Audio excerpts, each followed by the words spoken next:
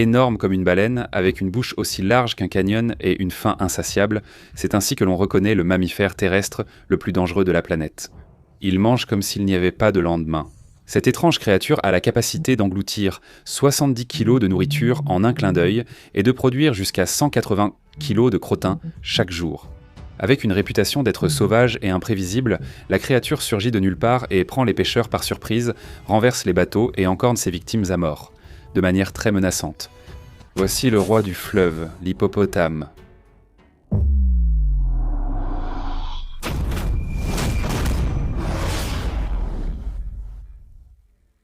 Dans les années 1980, le baron de la drogue Pablo Escobar a importé 4 hippopotames exotiques d'Afrique pour son zoo en Colombie. Il ignorait que ces géants apparemment inoffensifs deviendraient l'une des espèces invasives les plus meurtrières d'Amérique du Sud, causant plusieurs victimes par an. Mais ça, c'est une histoire pour plus tard dans la vidéo. D'abord, présentons-les comme il se doit. Hippopotamus amphibius, ou l'hippopotame, est également connu sous le nom d'hippopotame commun, ou hippopotame du Nil, ou tout simplement hippo. C'est un grand mammifère semi-aquatique souvent vu dans les rivières ou lacs d'Afrique subsaharienne. C'est l'une des 2 seules espèces survivantes de la famille des hippopotamidés, son homologue étant le plus petit hippopotame pygmée. Bien qu'ils ressemblent aux cochons, les plus proches parents vivants de l'hippopotame sont en fait des merveilles aquatiques.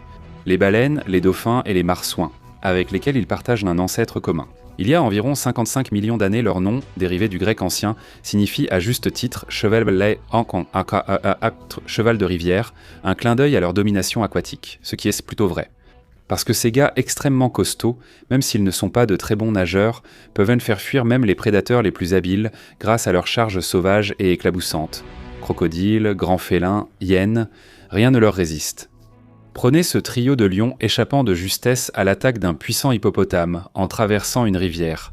Ce méga herbivore impressionne par sa taille et sa stature. Les mâles adultes, ou taureaux, pèsent généralement autour de 1480 kg, tandis que les femelles, ou vaches, sont légèrement en dessous, à 1365 kg. Cependant, certains de ces animaux massifs peuvent atteindre un poids impressionnant de 2660 kg, soutenus par leurs pattes courtes et robustes. Les mâles hippopotames grandissent pour toute leur vie, tandis que les femelles atteignent leur poids maximal vers 25 ans. Ces animaux arborent un corps classique en forme de tonneau, mesurant de 3,3 à 3,45 mètres de la tête à la base du corps, et atteignant une hauteur moyenne de 1,4 mètre à l'épaule. Étant donné que les hippopotames passent la stupéfiante durée de 16 heures par jour à se prélasser dans l'eau, il n'est pas surprenant qu'ils aient développé des adaptations incroyables pour leur mode de vie semi-aquatique. Leur squelette est conçu pour supporter leur poids, avec des os denses et des pattes trapues maintenant un centre de gravité bas. Cela les aide à se déplacer le long de la berge et leur assure une stabilité sur la terre ferme. Ces géants ont aussi des orteils palmés, idéales pour nager et marcher sur les berges glissantes. Leurs yeux, oreilles et narines sont placés en haut du crâne, leur permettant de rester au-dessus de l'eau tout en restant immergés. De plus, ils ont la capacité de fermer leurs narines ou leurs oreilles sous l'eau et leurs yeux sont protégés par des membranes nictitantes lorsqu'ils sont hors de l'eau. Les hippopotames risquent des coups de soleil, leur peau presque nue ne les protège pas du soleil intense. Pour y remédier, ces créatures produisent un écran solaire naturel rouge, surnommé sueur de sang, bien que ce ne soit ni du sang ni de la sueur. D'abord claire, cette sécrétion prend vite une couleur rouge-orangée puis s'assombrit jusqu'à brun foncé. Cette sécrétion repousse les bactéries nocives et absorbe aussi efficacement les UV, agissant comme un écran solaire. Après une journée d'activité aquatique, les hippopotames quittent l'eau au crépuscule pour commencer leur sortie nocturne sur Terre. Ils parcourent 2 à 3 miles, consommant entre 36 et 68 kg d'herbe en une seule session. Au lever du jour, ils retournent à l'eau, achevant ainsi leurs escapades nocturnes. Avec leurs museaux allongés, les hippopotames saisissent et arrachent l'herbe avec leurs larges lèvres, puis la broient avec leurs molaires au fond de la bouche. Bien qu'ils aient de grandes mâchoires et 2 longues canines menaçantes, ces crocs servent uniquement au combat et affrontement. Ces lourds herbivores possèdent un estomac spacieux, capable de stocker 2 jours de réserve d'herbe. Fait remarquable, ils peuvent endurer jusqu'à 3 semaines sans nourriture, ce qui démontre leur incroyable capacité d'adaptation. Aussi voraces que soient nos hippopotames affamés, ils sont tout aussi prolifiques dans un autre domaine, la production de crottes. Comme je l'ai dit plus tôt, cela peut atteindre 180 kg en une journée, mais il ne s'agit pas que de la quantité. Ils tournent leur queue pour répandre les excréments, une habitude appelée épandage de fumier. Ce comportement étrange se manifeste sur Terre et dans l'eau, sa raison reste en partie mystérieuse. Certains pensent que c'est pour marquer leur territoire, mais les hippopotames n'en établissent beaucoup dans l'eau, ce qui contredit cette idée. Cela semble plutôt être un exercice habituel qui met en avant la nature étrange et mystérieuse de ces animaux. Quand il s'agit de revendiquer leur territoire, les hippopotames savent certainement comment se faire remarquer. Ce crocodile a malheureusement nagé dans les mauvaises eaux, se retrouvant face à face avec un troupeau d'hippopotames. Ils ont traité ce prédateur suprême comme un chaton, le frappant et le projetant jusqu'à ce que, par chance, le crocodile parvienne à leur échapper. Étrangement, malgré une réaction aussi féroce face à l'intrusion, leurs liens sociaux sont très faibles. Les mâles et les femelles d'une meute ne se mélangent généralement pas et restent habituellement entre eux, même s'ils vivent ensemble dans des groupes de 20 à 100 individus. Lors de la saison des amours, de février à août, un mâle dominant s'accouple avec de nombreuses femelles.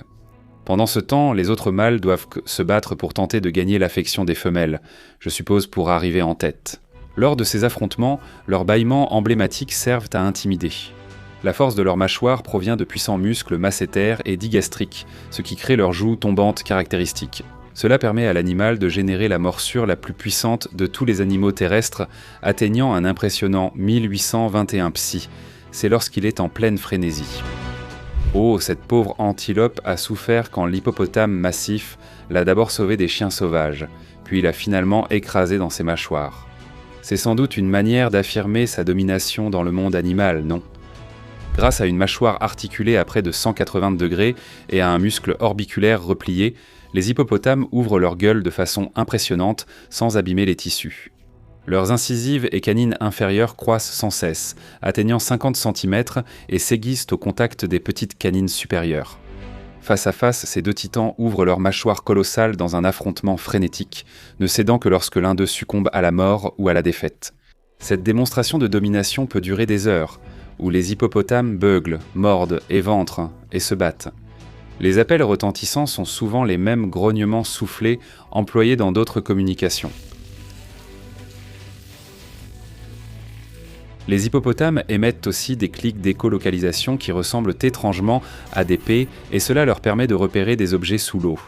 Ils gardent partiellement la tête hors de l'eau et émettent des cris qui voyagent dans l'air et l'eau, communiquant ainsi avec d'autres hippopotames, en surface et sous l'eau. Ces appels particuliers, appelés appels amphibies, les distinguent comme les seuls mammifères capables de les produire. Après la saison des amours, les femelles mettent bas un petit après 240 jours de gestation. Le petit reste généralement avec sa mère jusqu'à 7 ou 8 ans, puis devient indépendant. Les mâles, eux, sont souvent de mauvais parents. Parfois, ces animaux étranges peuvent être si impitoyables qu'ils tuent leurs propres petits juste pour avoir une nouvelle chance de s'accoupler avec les femelles. Bien qu'ils ressemblent à des créatures lentes et lourdes, avec de petites pattes trapues, les hippopotames peuvent étonnamment galoper à des vitesses allant jusqu'à 30 km/h, dépassant facilement un humain moyen lancé à pleine vitesse. Avec les humains, bien que les hippopotames aient eu un conflit de longue date, les premiers signes d'interaction entre les humains modernes et ces puissantes créatures remontent à 160 000 ans. Des traces de coupures sur des fossiles d'hippopotames suggèrent une boucherie. Pourtant, aujourd'hui, le conflit reste non résolu. Les hippopotames, réputés agressifs, chargent et attaquent souvent les bateaux. Ces mammifères massifs peuvent facilement faire chavirer de petites embarcations, causant des blessures ou la mort par noyade ou attaque. En 2014 au Niger, une femelle hippopotame protégeant ses petits a fait chavirer une embarcation, causant la mort de 13 personnes dont 12 élèves en route pour l'école. Lorsqu'ils sont en mode bestial, ces créatures redoutables peuvent éventrer leurs victimes jusqu'à la mort, allant parfois jusqu'à mordre et arracher des membres. En 1993, après la mort du baron de la drogue colombien Pablo Escobar. La plupart des animaux exotiques qu'il avait importés, comme zèbres, girafes, kangourous et rhinocéros, sont morts ou transférés dans des zoos. Cependant, ces 4 hippopotames ont survécu et, pour le meilleur ou pour le pire, ils se sont peut-être un peu trop bien adaptés. Ils se sont défendus, ont rejoint un étang artificiel et ont commencé à se reproduire. En 2023, leur nombre était passé de 4 à 170, et les estimations suggèrent qu'ils pourraient atteindre 1000 d'ici 2035. Ces hippopotames représentaient une menace, attaquant les agriculteurs, pillant les fermes et tassant le sol, rendant la culture difficile. Ils ont ensuite constitué une menace sérieuse pour l'écosystème du pays, aggravant leur impact. Quand les hippopotames défèquent dans l'eau, les bactéries de leur intestin stimulent la croissance des algues, ce qui réduit l'oxygène et menace la vie aquatique. Pour résoudre ce problème, les autorités colombiennes stérilisent certains hippopotames, en euthanasient d'autres et en déplacent vers des sanctuaires à l'étranger. Bien que chaque mesure coûte 10 000 $ par animal, les autorités veulent retirer au moins 40 hippopotames par an. Aujourd'hui, l'hippopotame commun est menacé par la chasse et la perte de son habitat. Autrefois, ces créatures majestueuses, parcouraient de vastes territoires allant du delta du Nil jusqu'au Cap. Cependant, leur aire de répartition actuelle s'est réduite aux seules zones protégées. Chaque année, des centaines d'hippopotames sont victimes de chasseurs pour leur viande, leur graisse et leur défense en ivoire. Selon la liste rouge de l'UICN, la population totale d'hippopotames communs est estimée entre 125 000 et 148 000 individus. Et ils sont actuellement classés comme vulnérables, leur nombre diminuant régulièrement. Pour nous, il faut rester attentifs pour que ces épandeurs de crottes restent parmi nous le plus longtemps possible. Quoi qu'il en soit, merci d'avoir regardé Épandeurs de crottes et on se retrouve dans la prochaine vidéo.